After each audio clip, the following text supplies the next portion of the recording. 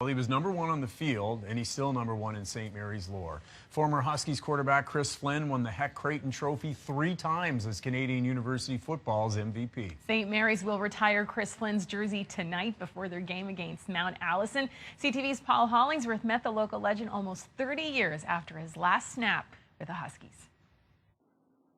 Thank you very much. Joined by Chris Flynn, iconic quarterback for the St. Mary's Huskies back in the late 80s, ending in 1990. What's it feel like to be back on this campus? Oh, it's wild. It's like a flashback in time, Paul, like to be back here to see the field and the new hockey arena and everything. It's unbelievable. How does a guy from Buckingham, Quebec wind up in Halifax to leave his football mark? Because it was a big mark you left here.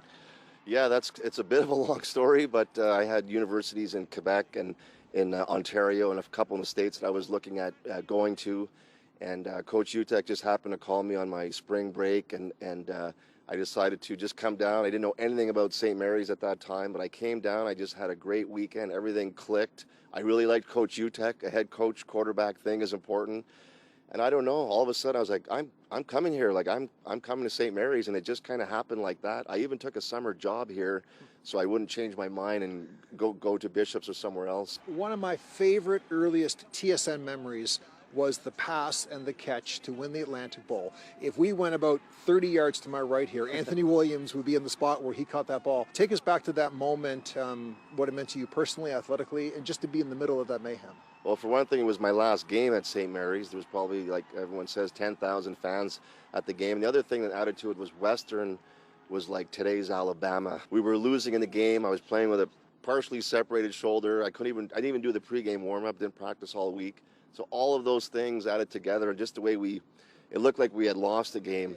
And we marched down at the end of the game, and Anthony made that incredible over-the-shoulder catch, like you said, right over there.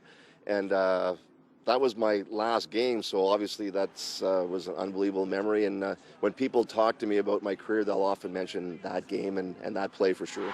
Touchdown, St. Mary's! When St. Mary's approached me about retiring my jersey, I thought, like, I was overwhelmed. And it's an individual thing, but I want to celebrate it with my team. We did it together, and I'm looking forward to seeing all my teammates today. And it'll be quite a ceremony tonight, seeing not just my teammates but all the St. Mary's family here, and I'm just very humbled and appreciative of the honor. Well, back when you played, I was a student here watching you. 30 years later, I get to do this interview.